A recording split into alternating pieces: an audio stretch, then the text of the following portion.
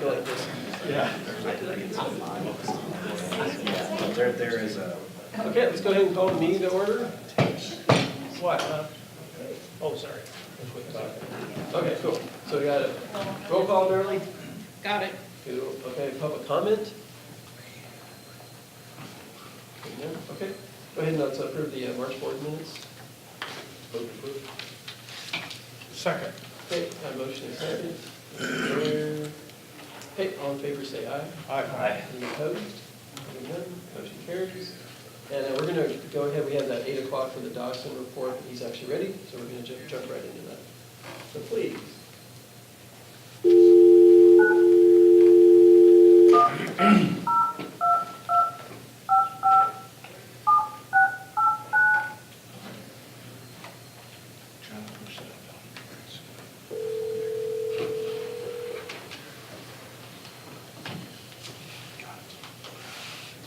Hello, Doug Dawson. Hi Doug, Scott LeClaire. Hi, Scott. How you doing? Good. So you ready to give us a report?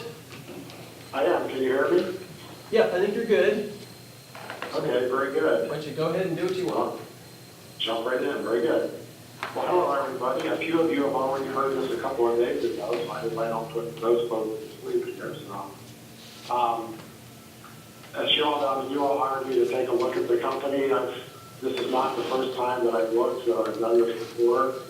Just as a reminder, the last time I looked 3 or 4 years ago, the company was losing over $2 million a year.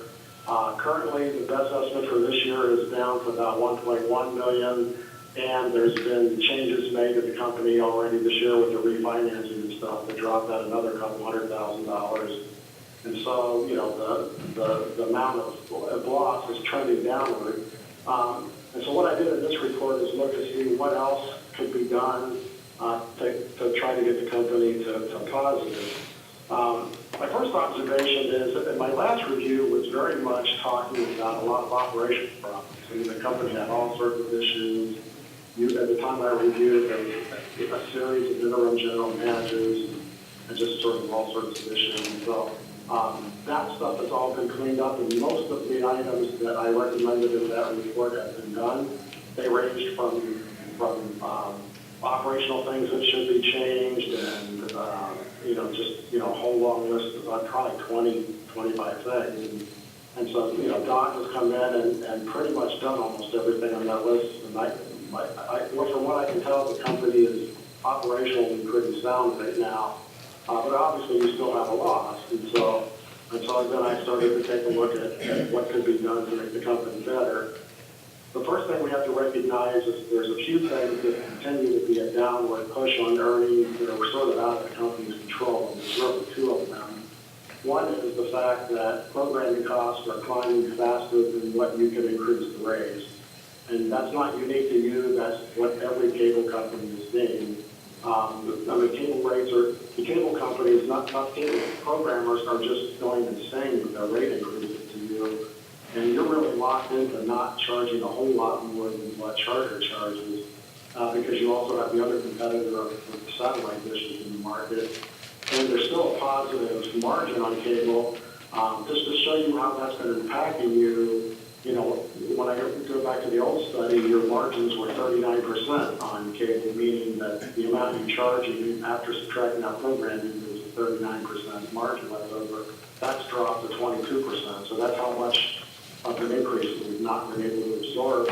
And during that time, you've raised the rate several times. So it's not like you're not trying to get that money back.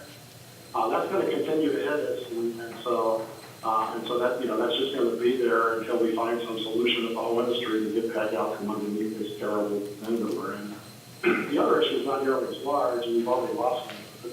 There's something called access charges that you charge to other carriers for sending long distance in your network, and that's already dropped probably in half. It's down to about $50,000 a year, and eventually that's going to go a whole lot lower. And that's just a change in the industry that the FCC is phasing out the access charges. And so those 2 downward items are something there, and there's not much we can do. Well, there's nothing we can really do about either one at this point in time. There are some strategies for the cable I'll talk about in a minute. In turns out that most of the items that you can do that will improve earnings are really what I would call policy issues. And so I think the whole board, or at least some set of the board that you might set aside, really needs to have a detailed discussion with staff and talk about, how much you might implement some of these ideas I have. And so let's go through some of those. But these are not automatic things that you're just going to change. You're going to want to talk about them first because they impact customers and they impact, all those sorts of issues, what happens when you change customer rates. The first issue is discounts that you give the customer. So some customers call in and they get special rates or there's promotional rates given. And so those discounts add up to about $200,000 a year. When I looked the last time, they were about $100,000 a year. So the amounts that we're giving to customers for discounts has gone up. The policy issue there is some cities give zero discounts. Some cities just publish their rates and they say, our rates are our rates because of the city. We don't feel like we should discriminate and give any customer in town a better deal than somebody else because you're all citizens of our city. And so one philosophy would be you simply don't give discounts, and that costs you a few customers. You're probably far better off to not have any discounts of $200,000. A partial way to get there would be to say use them very judiciously. Maybe for brand new customers who come on the first time, you give them a discount for a while. But for the most part, for older customers, you probably don't want to give them or don't want to give them to the extent you are today. The whole world has been trained to ask for discounts. If you go to watch, CNBC or any of those shows, they tell you, call your cable company up every year and demand discounts. I mean, that's the pressure that you're getting from customers. We're seeing that every single place that you go. But, if your answer is, if you have a policy that we simply don't do that, you can stop that process. But you've got a whole lot of customers with them. So, to cut that off dead is going to get you a whole lot of calls from people going, why won't you give me discounts anymore? So, that's just something to consider. The other big dollar item, the company charges the same rates for data, whether you only buy data by itself or you buy data along with other services. And everyone else that you're competing against, and most other people in the industry have a different rate for those two. Charters is an extreme. Charter pretty much has the same $40 rate that you do if you buy another product. But if you only buy Charter data, they charge $69, which is an incredibly large difference. And that's called a bundling discount. That discount is so large it's almost obscene.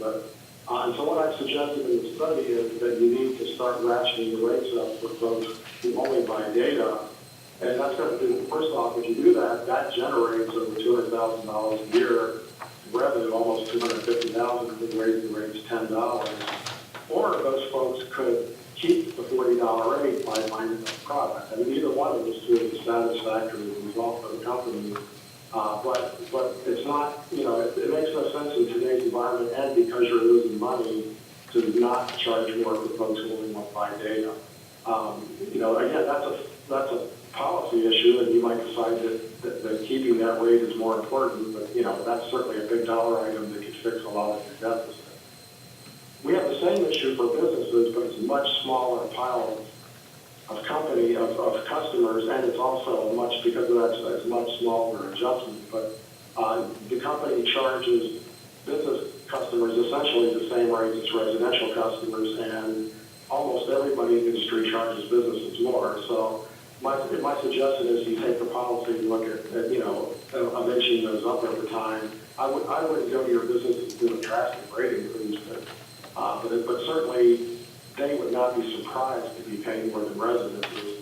In fact, it's not even unusual to ask them to do so. It's not unusual, at least for a lot of businesses, to have way more than one computer hooked up to their thing. So it's not like they're, they're banging away at stuff all day long. And at least historically, they've used more data than residences. Nowadays, that might not be true anymore. But historically, they were much larger users of the network. So those three items are really policy items that you need to just, my recommendation would be that you set aside time and really discuss, how far you want to go with those adjustments. Because those adjustments altogether could be another $500,000 bottom line. So And so, that's a very large piece of your remaining deficit. There's a lot of other minor changes in here. What I've said is, the expenses for overall seem to be rather good, but you're getting to the point with residential customers where, you're down to about 1,200 households who don't have your product. And when I looked years ago, my first recommendation was, let's sell more data customers, and the company has. You got 1,200 more, almost 1,300 more data customers now than you did when I did that last review, which means there's not that many more households left who don't have it.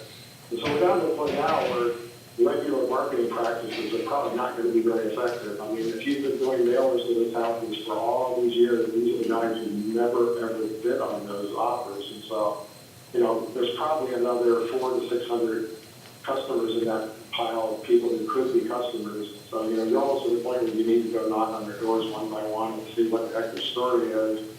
Some of them are going to not have computers and not want your products, and it's good to know. With your business customers, you actually know every one of them in town. Once you don't have, you know why they don't have you. So we have to sort of get to that same place with these 1,200 homes to know who doesn't want you, who might buy you, and, that sort of thing. So it's time to get down to what I would call granular marketing with those folks. And you're going to get there. You're still adding customers every month, and so you guys get the reports and so, but there should be that last push to get those houses talked to because, that's only pretty much exhausted the market.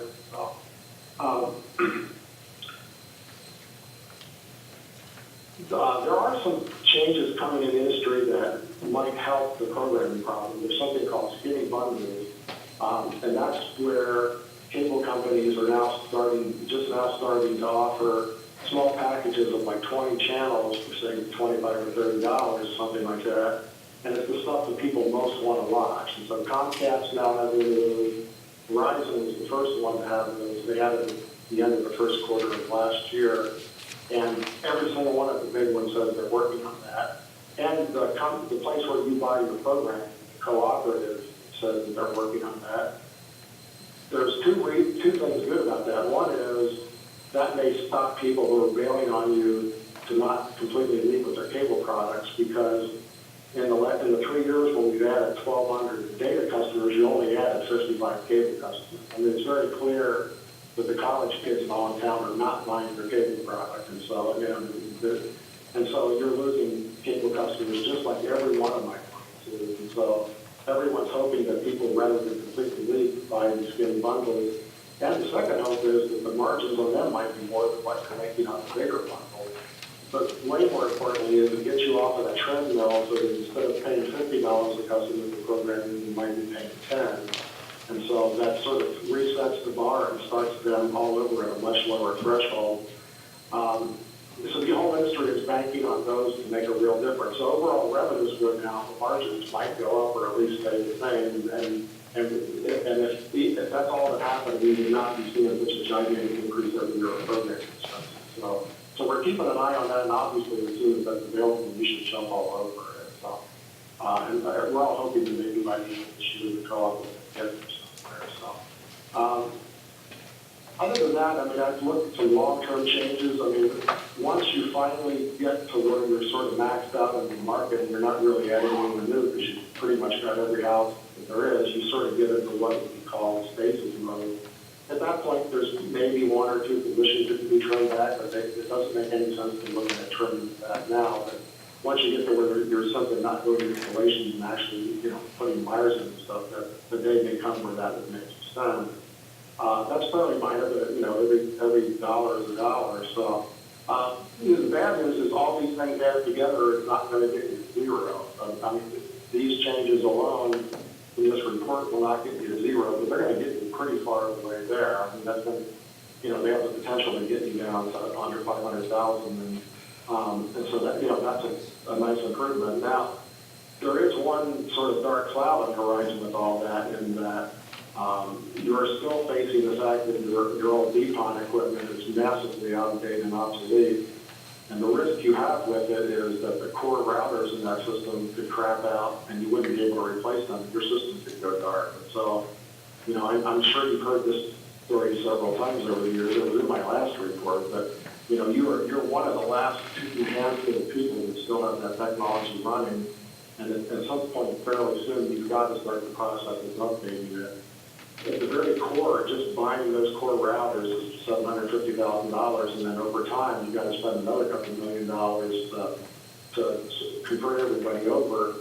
Good news there, you don't have to convert everybody once. As long as the old core routers work, then we can keep those current ONTs, the things on the side of people's houses running, especially for the lower data users.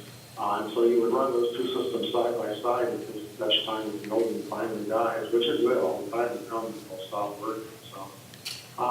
And so the finance committee asked me to get back to them with a plan, to see if there's a sensible plan to sort of phase that in, so you don't have to get that all at once. And I'm going to get on a proposal to do that. It shouldn't be very expensive to take that look, but that's a dark cloud hanging over your head that just simply has to be addressed. And the hope would be that we can put it off long enough that you can jump over the next generation, which is what everyone uses now, which is called GPON, because it's almost obsolete. That's how old your system is. The stuff that replaced you is also not ready to be discontinued to go to the next version. So I think that's where we would want to wait and hold off to go. So there is some other potential, ways to make more money. I mean, Don's been looking at several opportunities outside the city. One would be to manage some fiber systems in neighboring cities where they pay for the fiber, you guys run it for them. That's an extremely good idea because it ends up, you'll probably get a management fee for running it, but more importantly, you'll get to push some of your overheads over on that business, which would, dollar for dollar increase your profitability there. So, and there's also the potential for reselling.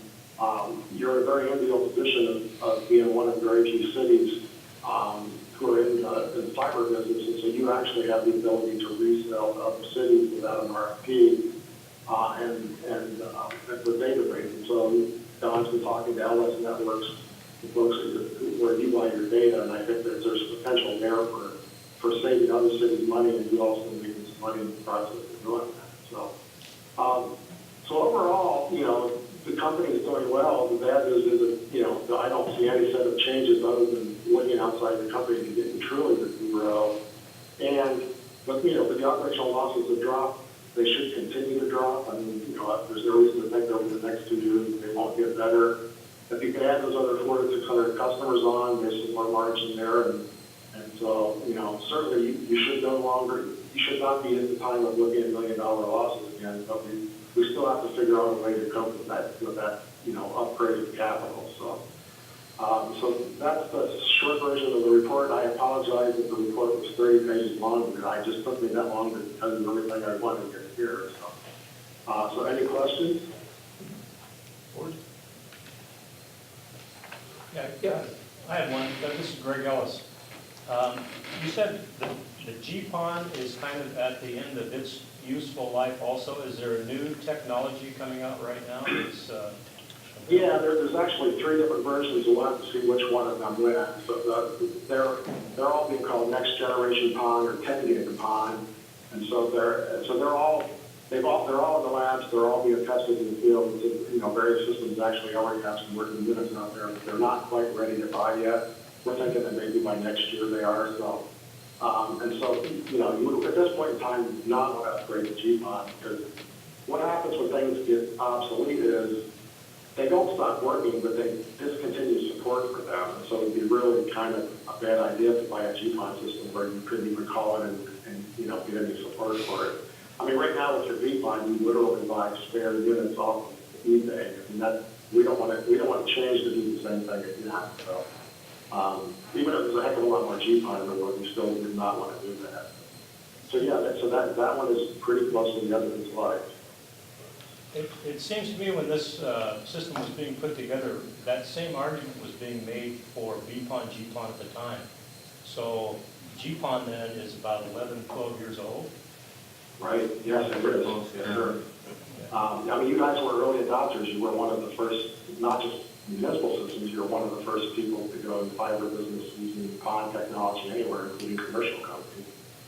You're not the only one. If it's any consolation, Verizon has a whole bunch of PON. That's no consolation. No, I didn't think it was either, but you're not alone. I don't think they sell very much either. Nokia, which is the new owner of Alcatel-Lucent, we happen to be an Alcatel-Lucent plant, so we're now a Nokia plant, is looking to fight its way into a suburb of Portland with their 10G flagship product very shortly. Any more comments? Okay, I think we're good, Doug. Thank you very much. That was a great report. All right, well, you all can certainly, email me or go through Scott or Don if you have any more questions. So, yeah, I appreciate the time today, and I hope this was what you're looking for. So. Yep, thank you. Doug, do you know before you go, do you know the turnaround time on the implementation report? I'd like to have that available for an upcoming retreat that the board is having. Oh, yeah, no, I was going to get you that like an air Monday. So. Okay, thank you. All right, very good. All right, bye. Bye-bye. Thanks, Doug. Any other board comments, discussion? This is a much more informative report for me than the first one. Well, I think the interesting one was obviously the contrast. The last report was, this is a mess, there's Right. things that need to be cleaned up, and Don, that was his roadmap when he got here, banged it all out. That's a great accomplishment on part of the staff, everything's really running. Now we're just dealing with, we're in a competitive market, and it's tough. Well, it was nice to see spelled out some of the things. Like it kind of opened my eyes from 2013 customers counts to this year. It's like, wow, we have really made big progress in getting more customers. And I knew we were bringing on more customers every month, but when we saw that historical difference, it was really helpful. And I think that we'll probably take a lot of the sequence of this in our retreat. Yeah, I think so. I think that's really, I'm absolutely open to almost any of the adjustments. The pricing things I didn't know. I know we promised we were going to raise prices for a while, which is unfortunate from a revenue standpoint. I'm curious, you talked about upgrading to this new technology. I'm just curious, how much support has MINET been requested from outside vendors to keep our current pond operating? Because they say they no longer support it. I'm just wondering if we actually have taken advantage of that support. We have purchased in the last 6 months, 9 months, probably 50,000. Am I pretty close, sir? Pretty close, yes. $50,000 worth of antiquated equipment that we've been able to find out in the field. A great deal of it from Chelan, which is replacing their BPON with GPON. Well, the developers of GPON offer this support. Now they say they no longer. Well, they no longer support BPON, our So- network, nor do they manufacture the equipment that we need to self-support. So that's why we're going out into the marketplace, or eBay, as Doug referred to it. We're not really doing it eBay style, but we're taking advantage of the knowledge that we have as to who has the BPON markets and would have potential excess equipment that we could get our hands on, because we can't buy. So the issue is really just availability of hardware and not somebody giving us technical support on how to maintain it. Because when somebody says they no longer support it, that tells me that if we have issues. That means they don't make replacement parts. Okay, fair enough. In our world, at least that's how we're doing it. Yeah, there's probably different levels, but I think the idea there is we've known this has been on the horizon, and just even, capital, as we've tried to economize here and there. Yes, it's good to save some money and try to get things down, but we can't risk a real failure. And then we have egg in our face that we might not come out of. I mean, if we have a real system problem, it goes down, then all of a sudden, we're not the reliable party anymore, and we could lose customers we can't get back. I'm not being adversarial. No, I'm just saying, so just much discussions we've had, so I think that's one that needs to be addressed, and we need to be moving on that. Because if somebody doesn't support the equipment, short of offering hardware. That's unimpressive as an argument, because that sounds more like, hey, buy our new stuff because we, just like Microsoft and their Windows versions, they don't support it anymore Right. because they want you to have the new version. Yeah, that's the And that difference. doesn't impress me as an argument. Yeah. Yeah, that's Well, there's all. truly built-in obsolescence. Yeah, right. Fools think there isn't, but. Well, however, in defense of those people, I mean, there's only so many of those systems they can support. When you go back to Windows 98 through, whatever it is now, I mean, I like 3.1 myself. What's wrong with DOS? That DOS system, control alt delete.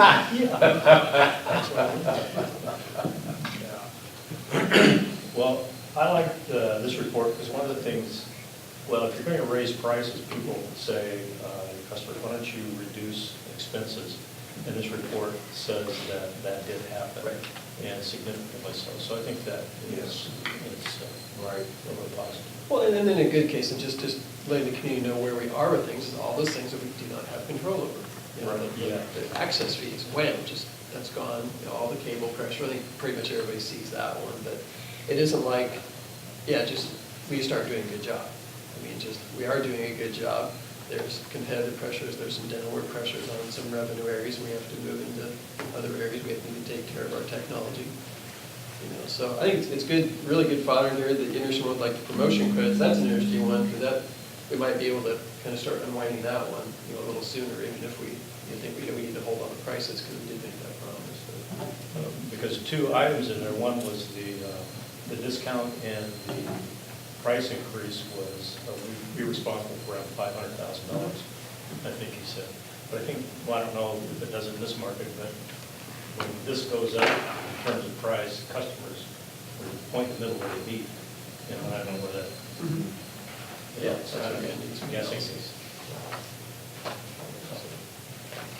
well, as I read this,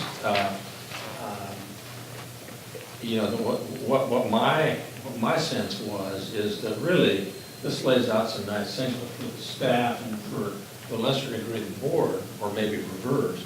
This is where the work starts. Because there are some suggestions that are coming out of, Doug in Virginia that may or may not work well here. And so that's why we need to tease out, and you guys need to be the leads on that and see what is going to work. Because there is truly a path forward. It's just how broad that path is. And so the work really begins now. It strikes me. Which is good. It's good to have a path forward. John, I'm gonna address specifically that in my report. Right. Okay. Anything else? Okay, we'll proceed along with the rest of the agenda. So, next item we had number 5, business. It's a consideration of new budget committee member, and Jeff White stepping down from the MINET board. He said he really enjoys it, but this year particularly 2 of our meetings falls on 2 of his budget committee meetings within the county. He says it's just getting too tight. So I did manage to actually get a new member named Tom Perry. He's worked for the state of Oregon for a number of years, used to be a CPA, so he'll be familiar with numbers. So if I should have a motion to accept him as a new budget committee member. So moved. Second. Billy. John Perry, I say. So, all in favor, say aye. Aye. Aye. Any opposed? Hearing none. So, we'll get him up to speed in the first meeting. I'm going to go into the second number 4.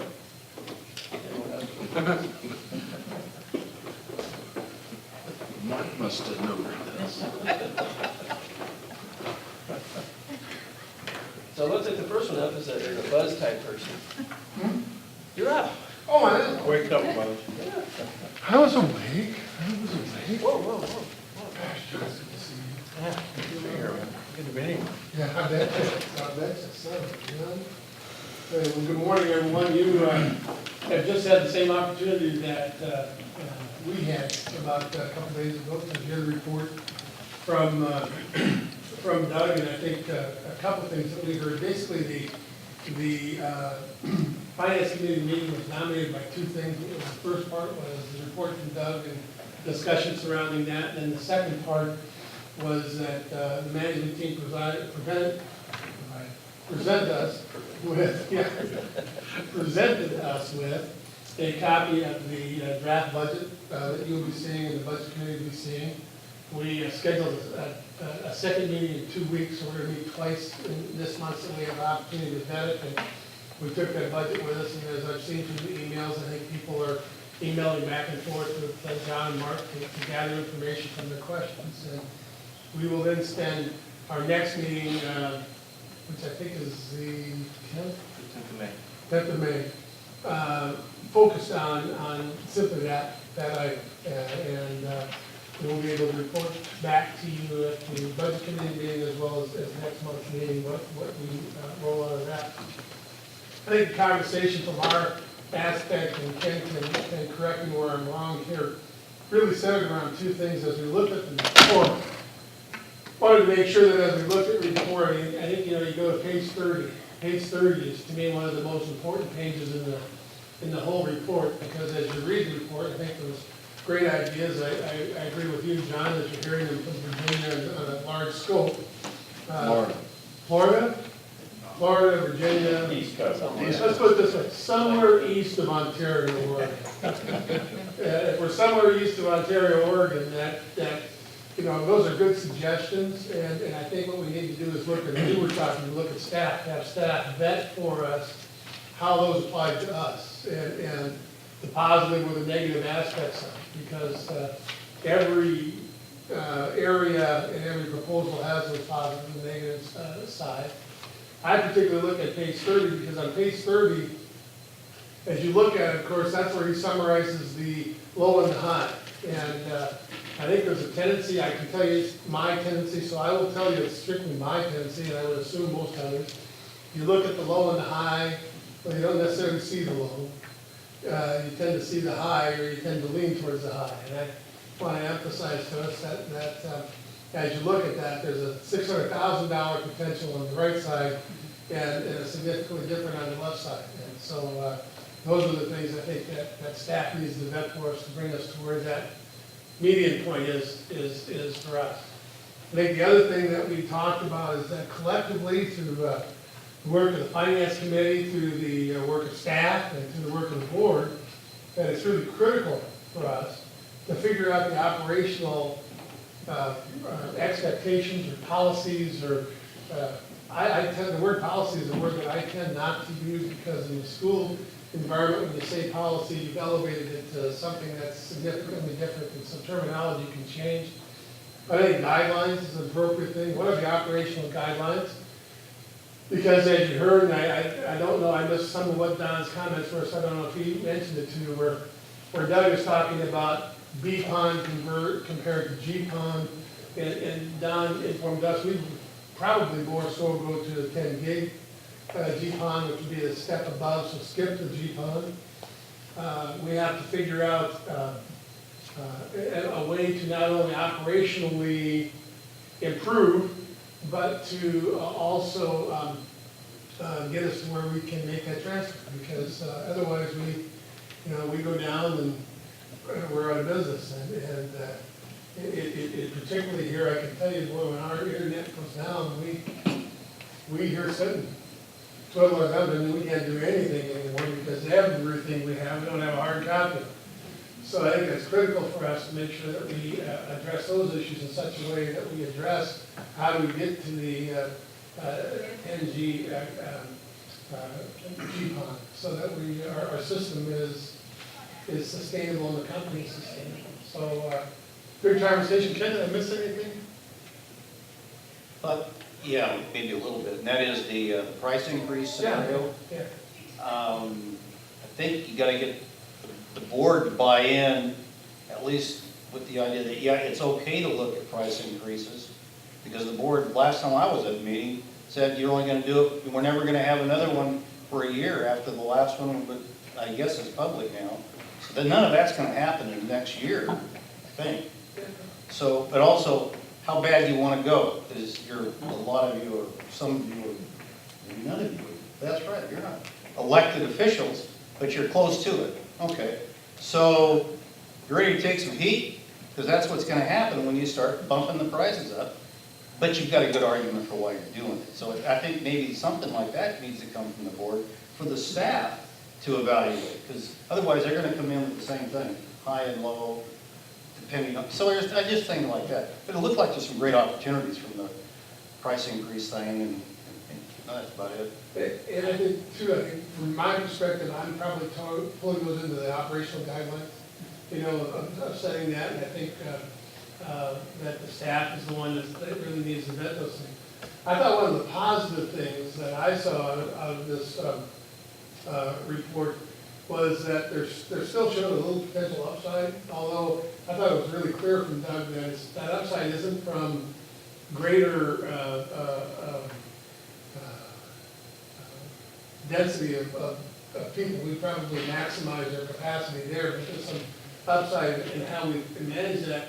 And of course, the report doesn't include any of the add-ons that staff has been talking to us about. I think that sometimes when we look at that nut of 10G GPON, I really wish I knew what that was, because I talk like I think I do. It's 10 gig, man. It's 10 gig, I knew the 10 gig part, but the GPON and It's the 10 gig GPON. pop. BPON, I know, there's a duck pond, there's a beaver pond, I don't know, but obviously it's the next step up in technology, that when you look at the potential that came in the report, and you add to that the potential of the add-ons, that nut doesn't look nearly as big to crack. And so we're looking forward to continuing to vet the budgets, and we can bring you some good information from our vetting of that document and make some suggestions to staff. We've already had that opportunity. And we're looking forward to collectively creating some direction for us to move forward. Questions from anyone? Very good. Thank you. Yeah. And Bugs, thank your staff for allowing us to use this room as frequently as we've been using it. Hopefully it's working. I think we owe you a couple more nickels of long distance charges. We'll figure that out in the next bill. Thank you. Okay, so moving along. Does everyone have a financial report? I'm assuming they do. Not a lot has changed. Again, we're just pretty stable, pretty flat. We did drop down a little bit in operational income. Despite what I said last board meeting, we managed to stay fairly above 100,000 in operating income this month, or in March. Mainly the reasons why that dropped down, it ended up meaning we did have to take care of that customer damages, and then also we had a little bit higher of a payroll month during March because there were just more paydays in the month. But other than that, everything is pretty much status quo, and unless you guys have any questions, I don't have anything else for you. Very good.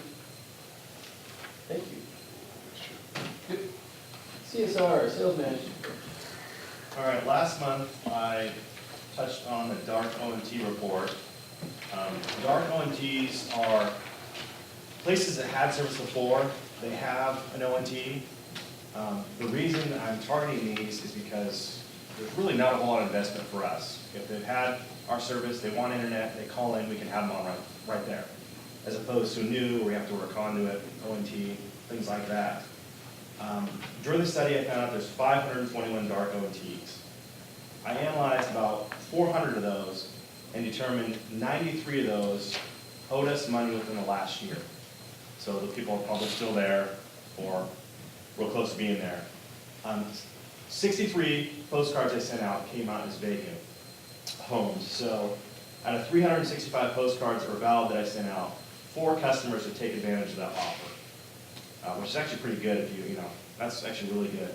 The total investment for this was $267. $167.50 for postcards, $100 for stamps. So I haven't targeted dark O&Ts in about a year. I plan to be pretty aggressive with these to the point where we can identify who's who at each home and why they don't have us. Pretty happy. It's been about a little over a month old, 4 returns so far. It's pretty good. Like I said, they cost us hardly anything. They call in, we had them all on the same day. The good thing is, after the trial period of 3 months, if they want to keep it, they're signed for a year contract. So we get our money back. We get it. So I'll continue to do this probably once a quarter. Like I said, each month I'll have more results on how we're doing when it's done. I'm still getting postcards back daily with vacant or wrong address, so that's gone pretty well. As far as the numbers for last month, on our report here, you can see last month was a down month as far as gaining new services. We actually were down. Majority of that was PCL decided to port all their phone numbers out from us. Not because they're unhappy, it's because they're going with Ring Central, which has a more central location for them. They can cover all their properties in Oregon as opposed to just Monmouth and Independence. That was about 26, 27 numbers. So on this report, telephone numbers, yeah, sorry. They're slowly rolling them out, so next 3 or 4 months, you'll see a pretty heavy drop in phone, and that's why. And I talked to PCL, like I said, they weren't unhappy with the service. It's just that we couldn't cover Coos Bay and all the Portland, all those locations. So reasons for leaving, once again, moving out of area was almost half. That's pretty common. Non-pay was up there pretty high again. Service not needed was up there. That's a combination between usually people dropping cable. As you see, the numbers are 9 people drop cable. Another reason is people just don't want to tell us why they're leaving, and you're going to always get those. Otherwise, the numbers were pretty consistent. We lost 1 to Charter, 2 to CenturyLink, and 5 to other provider. So nothing's changed over the last year on those. Pretty consistent. Any questions for me? Yes. You said the vacancies, you got back your credit card or the cards? Postcard, yeah. Postcards. And there was a lot of vacancies, 100 and something, you said? 63. 60. So far, yeah. That's pretty high, isn't it? That's high. And those are coming back from the post office saying vacant. So we don't know if that's somebody that just moved out. You don't have any way to identify if that's somebody. I have that just- postcards, I know the addresses. Yeah, probably the research, but anyway. Yeah. Just wondered if that's somebody that moved out recently. Yeah, and what I can do is I can follow up with door knockers, a targeted door knocking, where I can go out there myself. 63 is not a lot. They seem to be in certain locations, but I do have the postcards, I do have the addresses, I have them in the database so I can track those. It is funny, during this, as soon as we launched the postcards, it was about 3 days for them to get out to the public. We actually had 2 people just come in and sign up for service that were dark ONTs, just because. So when I started here, dark ONTs were 25, I mean, it was a large amount, so really getting those down. But I'll continue to do this and report the efforts. But I am keeping track of the vacants, so we can send someone out there or follow up or, yeah. You seem high. It is high, that is really high. And it's just the churn, just a moment in time kind of thing. Yeah, I was surprised. I had a big bundle one day, and they just keep filtering in every day. It's like vacant, and it's post office.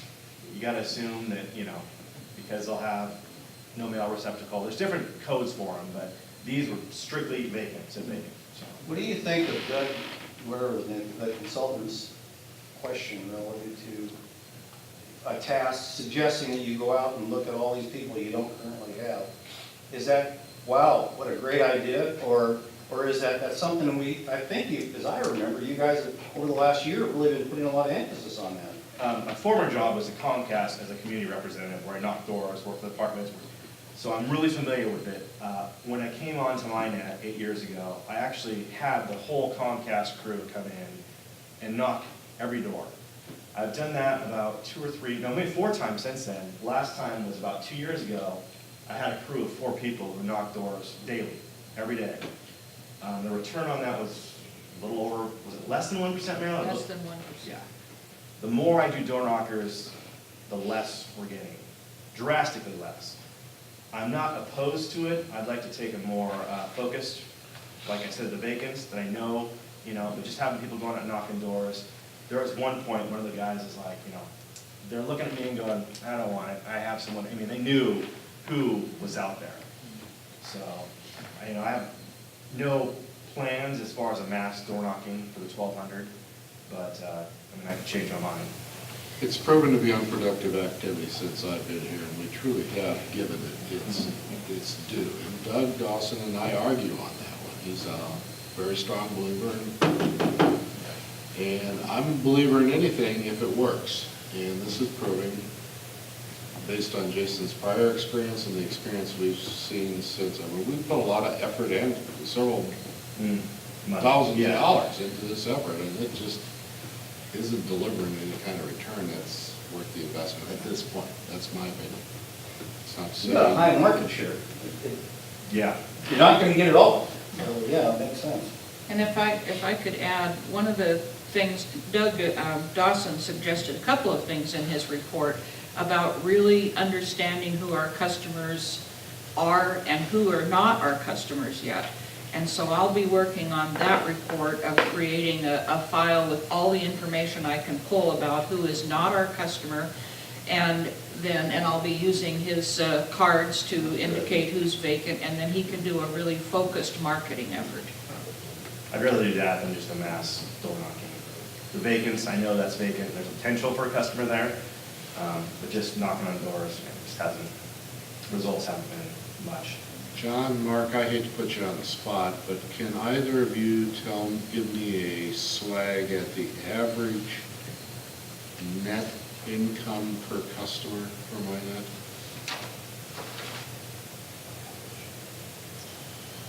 I'd probably say it'd be between 100 and 120. Net. Or net. No, I can't. I couldn't. No. The reason why I ask that question is I just want to leave you with the right mindset that if there's, let's assume we can find 400 more customers out there for us to be the provider to. My guess is if our average customer is sending us $100 a month, I'm guessing by the time we're all said and done, we're probably making around $35, $40 a customer. So take that times 400, that's the revenue, that's the positive revenue that's going to generate for this company. So I just want you to have the right mindset.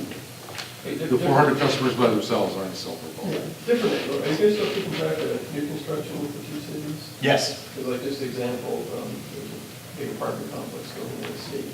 Got it. Right by the next. They're bulking with this. Yeah, so that's just that stuff that we did. That's the ones that are more evident, that are right there, new, fresh. Yeah, we have the hot house program, which I mentioned before. Builders will work with us. People moving in will have MINET service when they move in. They get it free for a month or two, and they call us up and get it. A lot of builders are working with us, apartment complexes. The cities have been really good about getting us information on new build. I know on Church Street, there's a new build out there. We've got conduit in there, so we're really keeping top of those things, so. And I also wanted to add that Jason actually, we just re-upped a contract with one of our bulk customers. They're really paying the same amount. We were able to work that out. They were going to drop cable, but we ended up being able to keep their bill the same. But by adjusting the numbers and how we take in the revenue, we jacked up the data, dropped the cable, therefore our cost in cable was a lot less, and we're actually netting about $3,000 more due to that contract. You know, the thought I had is, because it's just out next door to me, do we have any relationship with realtors or anything? Because, okay, new build is easy to do, the city's got permits on it. But if there's a house that is vacant and now sold or rented, through an agency, through a realtor, it seems to me that way, I mean, somebody knows that that's no longer vacant. Right. And I don't know whether there's a automated sort of way or a way we could find that out, and especially those ONTs, the dark ONTs. Right. Which are, pretty easy for us. Mm-hmm. If we knew that was going on, we could focus that, you wouldn't be walking up and down the street. I've tried individual realtors. It's kind of tough. They will help, they won't help. I work with a lot of the apartments, Homestead. I work with them pretty closely, they have our flyers, they're probably the biggest, they're part of Windermere, biggest renters out there, but it's real estate agencies, I've had a real tough time with that, and I've tried, and I've worked with Windermere, and I've worked with some of the other ones, you know, but I haven't had a ton of success, but it's something I'm always working on. A really good way for private residences and maybe for some of the places for rental would be the city water department. Everybody has to go hook up, go get the water hooked up. Donna, how many times have we had this discussion?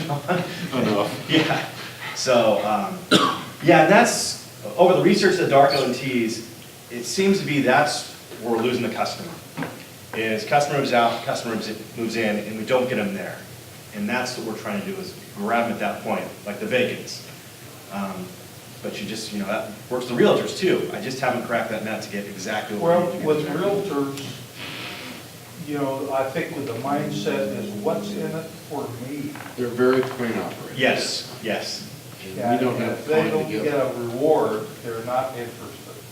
I, They're commission driven. With Comcast, yeah, I've had, they wanted more and more and more, and it's like, it's not even worth it at that point, so. Yeah. But I've tried, I've given it an effort, and I won't stop trying. But I have a thought, you know, you talk about these vacancies, probably a large percentage of them are rentals. Yes. Has there been any attempt to get with the owners or landlords to see if some marketing ploy would work with them as part of their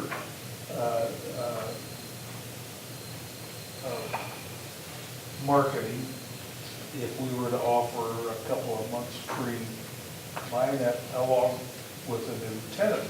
We actually have a lot of the big renters in town who own a lot of properties, they bulk their units with us. So we have those. Okay, yeah. The bigger ones in town Done deal anyway. anyway, Yeah, yeah, and like the apartments, we, you know, work with them. It's just, you know, there's a lot of people own one or two properties, but the ones who own the majority, we work with iRent, who owns a lot of stuff. There's some individuals who own a lot of townhouses for the college, so. Plus, as we move closer to summer, the vacancies are an increase. Plus, we have a lifelong relationship with one realtor now because we recommended her casually to a customer who was looking for a place to go. And Which she one's that? got the Sandra Pale. Oh, yeah. And she got the commission, so she's ours for life. Yeah. Or till the next Commission sale. spent. That's true. You know, it strikes me, and I don't discount what your, you know, the commission aspect of it, what's in it for me piece. But, you know, and maybe it's not as big a deal as it seems, but I know, you know, the whole Sandy Net thing, I've mentioned this before.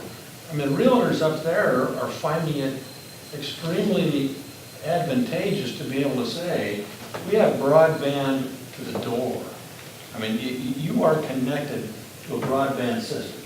And people that are interested, well, the people that are buying that market say, man, that's a good thing for me. I like that. So that's a positive sales element. And you know, that may not be something that is recognized by, I mean, they're talking square footage and curb appeal and all that kind of stuff. But there's, you know, hey, I mean, if it's an easy, just turn it on, you know, and you're out there with, you know, top level broadband products. To me, that would be advantageous. And, you know, monthly, those people, I mean, they all report to their, you know, in their own offices. I mean, they know who sold. They know what sold. They know what property is no longer on the market, or for that matter, what has come on. So if we could mine that data in some way, and we say, well, there's only 3 of them that are in, you know, that sold in Monmouth or Independence in our footprint, so that's not much, but we could do something. I will tell you that yesterday we had 2 customers come in, both from Dallas. Both of them are moving to, one is moving to Independence, one to Monmouth, because of our internet service. Right. One was in your neighborhood, and another one was in Monmouth, but they said that they had relatives here in town, and you know they're complaining because Dallas has Charter and CenturyLink. So I was talking to them, and they said, yeah, our internet's always out, we can't stream, we came here, and you know both of them got 100 megs too, like that's incredible. So it is out there, it is a drawing point. Yeah. It does help. I was just kind of shocked, 2 in one day, that's quite a bit. Well, 6 years ago in Minnesota, and things have changed in 6 years. Fiber optics and broadband has become more in place across the country than it was 6 years ago. But 6 years ago, the average home value that had fiber connectivity, this is from the Minnesota Realtors Association, had a value greater than a home that did not, between $10,000 and $15,000 greater value. So I think we do owe it an effort to see if we can see if that value is preachable here and find a way to promote it. Because it does, I mean, it hasn't dropped 15,000 in 6 years. Well, as we move forward, 10G, that's going to be a bigger drawing point. Anything, we add is going to be a bigger drawing point. So. I think to John's point, there's no silver bullet. You're out there looking at all those different things that might get you customers. And so, it's just a conglomeration of different ideas. And if builders are putting like Cat 5 in homes that they're building in the local area? Yes. They are. Yes. Yeah, a lot of the new builds, we've got those. That'd be the building off 8th and Independence, the one off Church, and of course, the Edwards Edition. And yeah, a lot of those they have media rooms or a control panel, or a lot of them are wiring for internet. Zoning of Cat 5 is the... I don't even know. Yeah. Do you still use wires for internet? No, actually, Eric Olson told me that the specs in Edwards Edition calls for Cat 5 to run your garage door open. Yeah, they have. So it's, is the regular wire anymore? Not anymore. Yeah, a lot of new homes don't even have phone outlets, which we know about, but some of the younger people are like, what is that? My internet doesn't fit in there. But it's all, we've had college kids call, I don't get it, what is this outlet? It's too small. But see, a lot of places are wiring for that, which makes it easier for us. Okay, anything else on that? Maybe on the general manager report. I'm going to be real quick. I'm going to, my report is going to be based on some takeaways from the Dawson report now that it's been presented both to the Finance Committee and to the Governing Board of MINET. I'm going to assume consensus that we are going to, as rapidly as we can, move forward with rating, ranking, assessing for the efficacy and the viability and the timeline in which we could implement suggested and actual recommendations of that report. And I would like to have it available for a sanity check via the Finance Committee next, and certainly have it available for the board retreat. So I want to take the recommendations and the suggestions, and there's both in this report, and fit them into the way MINET is doing business today. What is our horsepower capability to do these things? What do we anticipate we'll have as far as loss of customers if we start reducing promotions? And that's certainly going to be a reality. And what's going to be their effect? What's going to be the specific effect of data rates if we choose to do it? It's not figured into this upcoming budget. Any data rate increase is not. We don't have any rate increases at all. But if we were to, at different rates, I want to be able to take those recommendations, those suggestions, and tell you how we rank them, how we rate them. Some were like door knocking. You already know what our answer's going to be on that. Bring it to you for guidance on. I'm also going to try to provide you with a realistic time frame in which we can implement these things so you can make some decisions. So, I don't know, what are the discounts? Because they almost equal what the $10 per month increase in data would be. So what are the discounts? So, let me take this one. Please go for it. Silver Surfer is the one that always comes to mind. Yeah, is that Silver Surfer's like silver? One of them. Oh, okay. Here I am. Yeah, so basically what happened is about 3 or 4 years ago when Doug did his last report, this came up before. So when I came back in the office, it was to get rid of all promotions. And as I was doing this, we were losing customers. Part of this because of the office wasn't, the company at the time wasn't as focused and didn't have the reputation we have now, which, bad customer service, get rid of promotions, you're gonna lose customers. Yeah, a lot of those are, the Silver Surfer is one promotion, that's directed directly towards CenturyLink customers who have that landline and internet. And what that does, it combines the landline and internet for $40 a month. They get a little bit of discount on phone, a little discount off cable. We also have the college kids have an offer where if they, when they came in for 6 months, they got the 75 meg for the 30 price. That's dying off. If the 6 months is up, so they're dying off. So promotions do have an end date. Now, before they didn't, but right now we're probably at the peak of that, because a lot of those are college affected, but once the college kids go, those will slowly, in fact, in the budget, we reflected those slowly dying off. In fact, Dawson's report says that the alternates that the college kids have doesn't work because their upload speed is too slow. And so they would have to come to MINET anyway. They're gamers, sorry, Yep. not the college kids, but. Yeah. And that's your main market for the gamers, I think, is college. It is. College age. And we've also added TV Everywhere, which we'll find out this fall, where you have to have TV service to access the TV channels online, you know. So I think that's gonna help college kids. They will pay for cable to go anywhere on their phone to watch it, their iPad, so it's new, we're still, you know, rolling out channels, but I think that's gonna help a little bit with the college rush. A little extra benefit. So is this, because the program you guys had for college kids was effective, right? Yeah. I thought it was really effective. Yes, it is. So then the question was, well, would you got the business without it, maybe you would, maybe you wouldn't. But is that the primary thing that Doug was talking about? I mean, if you take the numbers, is that the dollars that he's talking about? I didn't get that impression. I thought he was talking about the whole bundling thing was what he was talking about. The bundle's part of it. There's the senior there's a lot of promotions that have been discontinued. Because I went about just getting rid of them. That didn't work so well, so I grandfathered them. So over time, they're gonna just die off. But there's the bundle, we do have a bundle, which is dying away here soon. The Silver Surfer, the college kids, help me out, the senior.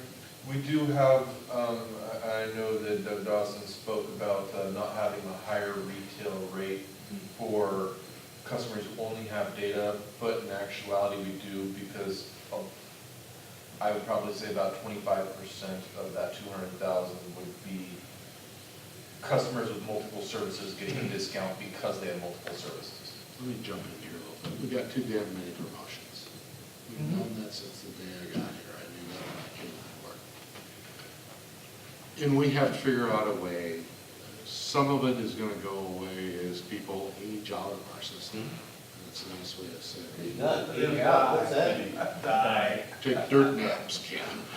The senior promotions. Oh, geez. That's a real end to the promotion. And we have to figure out a way to minimize them as best we can, because it is just too darn much money not coming in the doors. It's not money going out the door, it's too much money not coming in the door. But by the same token, we have to change our philosophy, and that onus is squarely on me as the GM. We're still a little bit afraid of our own shadow over at MINET. I mean, we have a superior product. We have to have the intestinal fortitude to stand up to our customers and say, it's a better product, it's worth more money, take it or go to brand X. And that's going to have an effect on numbers for a while. But I think we'll get them back. I do. You do. Yeah. We're getting stronger about it. But we're still afraid of our own shadows because of statistics. No, if I can throw in, that's been long term from the start. We've always had the mode of get the customers, get the customers, get the customers. We had one about 5-6 years back that we went on a bundle, and we were getting all these new customers, and the board was watching the revenue line item do this. And we're like, what's going on? Well, we discounted it so sharply, we had no margin anymore. And so it's like, okay, we acquired all these customers that we're not making money on. And we You know still what? have some of those hanging around too. You were smarter than you're giving yourself credit for. Because you give me 60 gigs or whatever the hell I'm getting, 60 whatever it is. 61. Oh, yes, sir. Not And then you kidding. cut me back to 20, I'm gonna say, wait a minute, because I'm gonna notice a difference. So So once you get them hooked on, get people hooked on the higher speed, I don't know about video because I don't have it with you guys, Yeah. but you get a higher speed, it's awful hard to go backwards. And we told you, if you leave or discontinue that, you don't get that back. That's grandfathered, that's gone. As a silver surfer, you call it, as a, what did you call it, as a, Those other people you're as they merge out, or whatever you call it. Matriculate. Age out. You're also gonna get that new group that's coming in, that the new normal is gonna be a higher price. And, Not you all got, promoted. what's that? Not all promote. Right, exactly. When a lot of those, like the 75 meg for the 30 meg price, people get it, the college kids right now, it's just starting to tail off. They're coming back and saying, well, I don't want to go down. I want to keep my 75 meg. So, or I want to bump to 100. A lot of them don't bounce down, so it's kind of a gateway in. Well, and so that's the reason for doing what you're doing. Yeah. Makes perfect sense. I mean, Yeah. do we have promotions that never go away? I mean, aside from a Yeah, we bundle got some discount. pretty damn perpetual promotions, yes. See, that makes no sense to me. No, it doesn't, it's not promotion, it's different. Scott's bundle he was talking about, Yeah, I mean, you get a lost leader, you get them in the door, and that's a doorbuster special. That'll last 2 days and then it's gone. Now, yours doesn't last 2 days, maybe it's 2 months. But I can't imagine the logic that would put somebody on, other than the bundling thing, and that's a volume, and I get that. Holy cow. But isn't that what Doug was talking about? Charter has a 1 year special kind of thing? yes. But we don't have a 1 year special kind of thing, do we? Other We than started- the we students? actually started doing that. Yeah. That, the bundle that's going away was one of those specials. It lasted for 6 months, not a year, but, yeah, we do have some of those in place.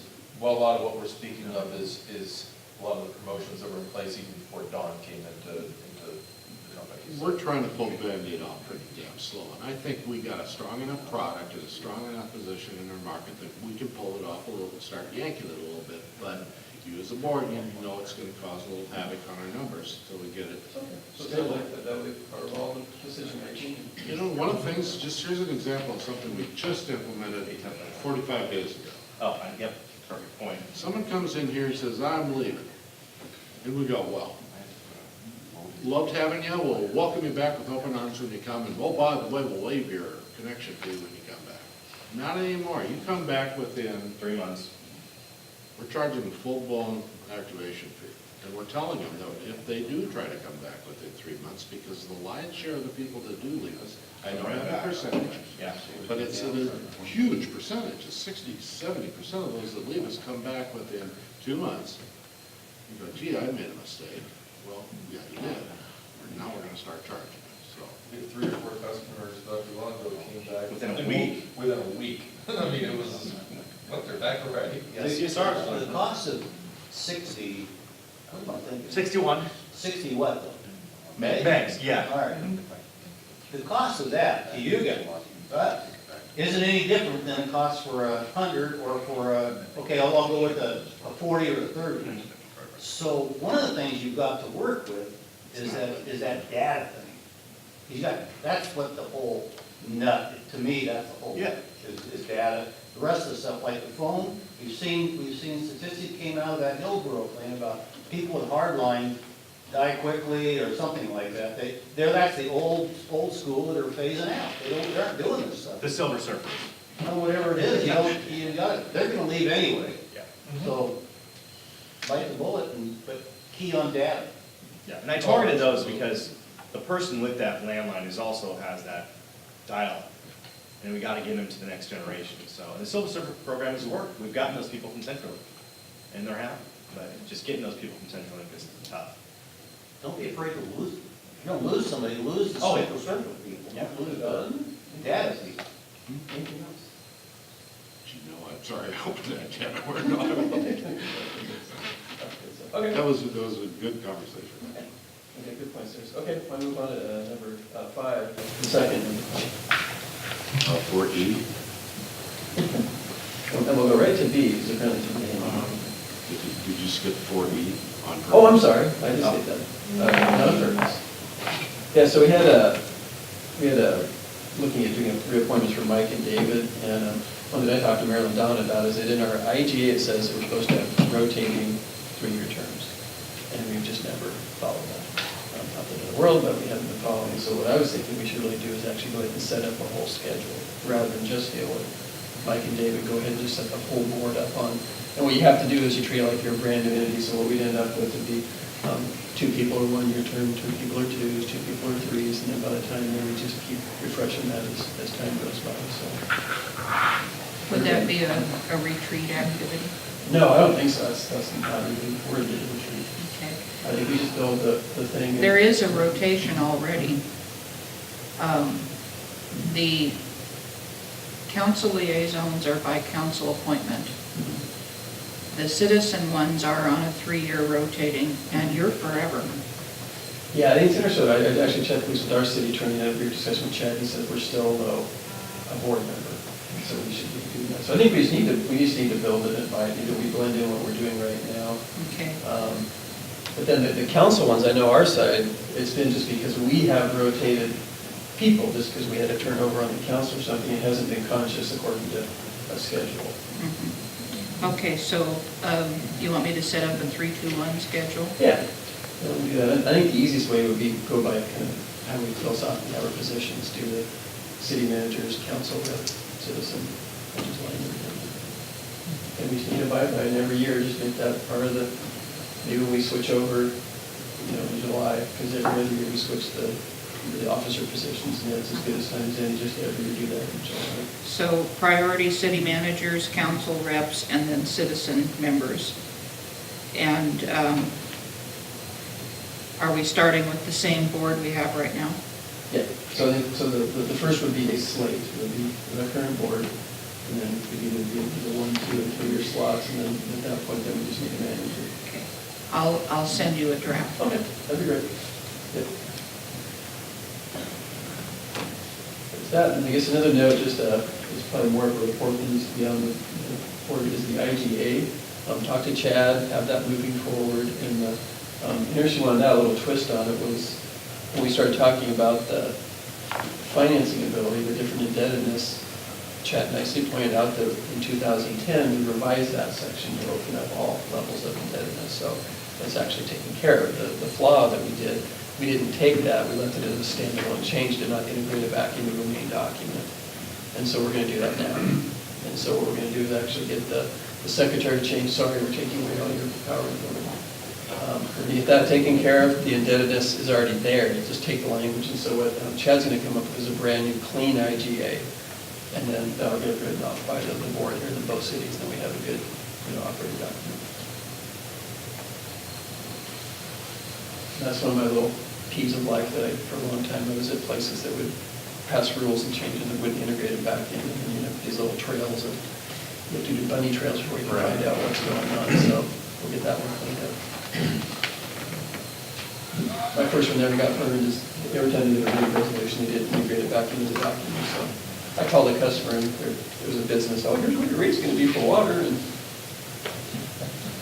it wasn't. Okay, so now we can do 5.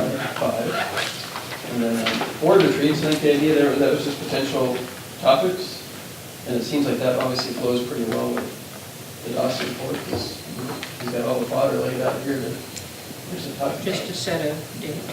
Yeah. So it's need to kind of work with everybody and get that going. And then talk about, like I said, the MITEL systems, FCC. Yeah. So I'd say, yeah, the 1, 2, 3, and then based on the Dawson report, we just start tuning in with some. We want to do one of those scheduling folder things where you put dates and we know smart what works best for it. Doodle poodle? Is that what it's called? Doodle's fine. Yeah, sounds good to me. Okay, do you want it on a weekend, on an evening, on a morning? And we are restricted by the IGA to make sure we have it within our service footprint. So, yeah, I know.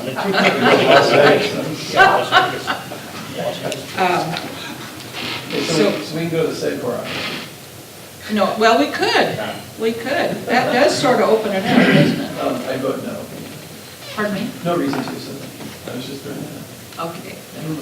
So, what kind of dates would you like me to put on the doodle poll? What kind of days? I'm flexible right now all those times. So I pick out a couple of each and see how it flies. Yeah. How about the evening of July 4th while the fireworks are? In the park. In the park, yeah, we'll have it in the park. In the park.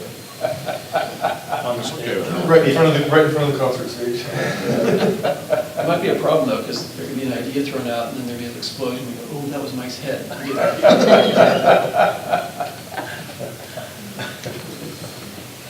I will do that. Okay. Sounds good. You know, and I would suggest we find a way to make that a bit less formal than it was last time. I mean, it's like a board meeting, it really wasn't a retreat. I understand we've got to notice it and all that, and that's fine. But, I don't believe we have to notice a retreat. well, I think it's still a meeting. It's Still a public meeting? Yeah, still a public Okay. meeting. But I think, like I said, where the topics of John's comment, I mean, it's all here. We talk about pricing, we talk about Yeah. promotions, we talk about external, we talk about floating cable. But then those are just topics. I think it's just a topic, you guys will frame it, we'll have a discussion, and come to a conclusion, there can be some more. You know what makes it less formal right away is food.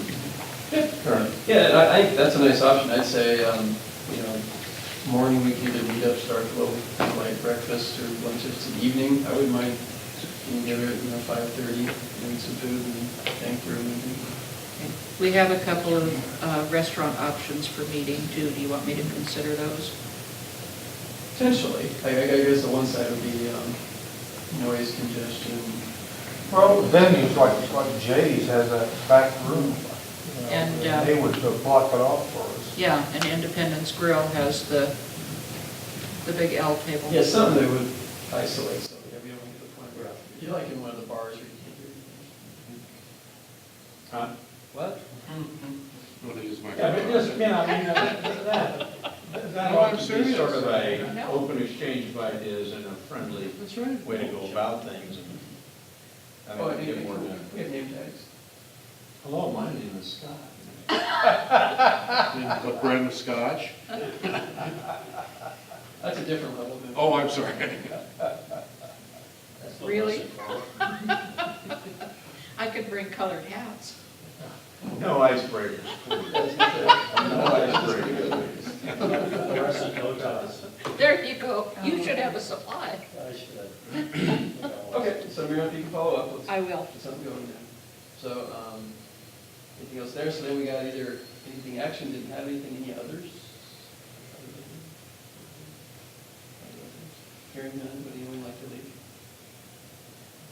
We've only been here less than an hour and a half. This is outrageous. Remember that last one was popular. That's one of the Half hour, yeah. Move to adjourn. Okay, Second. the motion second on the table, all in favor, say aye. Amen. Okay.